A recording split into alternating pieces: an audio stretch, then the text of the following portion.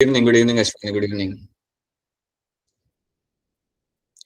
Alright, recording start हो चुकी है एंड वेरी गुड, बहुत बढ़िया। ठीक है, चलिए। So now let me start the screen share.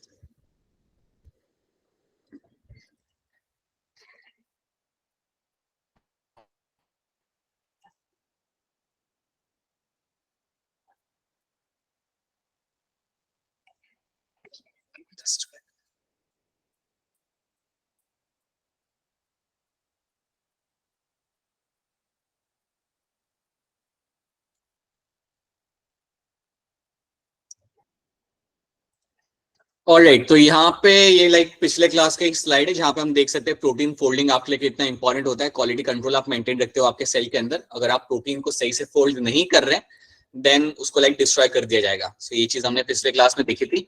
उसके साथ हमने हमारा एचसीआर और आरईआर के रोल्स हमने देखे थे। We know what is my lipid synthesis में रोल प्ले करता है एचसीआर। उसके साथ साथ कई सारे स्टेरॉइड हार्मोन आपका एचसीआर आपको बना के देगा। जैसे कि आपका टेस्टोस्टेरोन हो गया, एस्ट्रोजन हो गया, ये आपके कुछ सेक्स हार्मोन होते हैं which are my example of my steroid hormones. That is something HCR does. और उसके साथ साथ डिटॉक्सिफिकेशन में एचसीआर आपके यहाँ पे मदद करेगा। आरईआर के रोल ऑलरेडी हम लोग देख चुके हैं। ये 3 रोल आपके होते हैं यहाँ पे आरईआर के। सो ये चीज हमने देखी थी। और अगर आप इस पिक्चर को ध्यान से देखते हो तो यहाँ पे आपका एक एनिमेशन चल रहा है। तो एनिमेशन में आप देख सकते हो कि कैसे आपका प्रोटीन आपके आरईआर से निकला, ईआर से निकला और अब वो गया गोल्गी के अंदर। It has enter inside the Golgi. और ये गोल्गी के अंदर भेजने के लिए आप उसे पैक करते हो। उसकी पैकेजिंग आप कर रहे हो यहाँ पे वेसिकल के अंदर। तो इस प्रोटीन को आप पैक करके आगे भेजते हो and that is something done with the help of my vesicle. तो यहाँ पे आपके होते हैं वेसिकल्स। सो वेसिकल्स के थ्रू आपने अपने प्रोटीन को ईआर से निकाल के आपने भेजा उसे गोल्गी के अंदर। तो यही चीज अब यहाँ पे होगी। याद रखना कि जो, हाँ जी अक्षरा, अंजू बताइए। सर रिपीट करना। देखो यहाँ पे होता क्या बेटा, यहाँ पे हम ये बता रहे हैं कि आपका जो ईआर होता है वहां से आपका प्रोटीन को हम पैक करेंगे वेसिकल के अंदर। और वेसिकल के अंदर पैक करने के बाद इसे हम भेजेंगे गोल्गी के साइड पे। तो हमेशा आपको याद रखना है कि आपका जब भी प्रोटीन बनाया जाएगा ईआर के अंदर, उसको हम बाद में आपको भेजना होता है इन द गोल्गी एपरेटस या गोल्गी बॉडी के अंदर आप उसे भेजेंगे, ताकि वहां पे जाके उसके साथ कुछ मॉडिफिकेशन किए जा सके, कुछ चीजें उसके साथ की जा सके। So that is something you have to know. ठीक है, तो देखो यहाँ पे हमारा वेसिकल के थ्रू हम भेज दे रहे उसे गोल्गी एपरेटस के अंदर। तो चलिए अब बात करते हैं हमारे यहाँ पे गोल्गी एपरेटस की। तो ये तो हम देख चुके हैं, that is something we have seen. तो इसको हमें पढ़ने की जरूरत नहीं है। This something we have already done with the rules of the endoplasmic reticulum. आप ये घर जाके आराम से पढ़ सकते हो, रात को as a bed time story की तरह आप इसे पढ़ सकते हो। चलिए let's talk about my Golgi apparatus. बात करते हैं हमारे यहाँ पे गोल्गी एपरेटस या गोल्गी बॉडी की।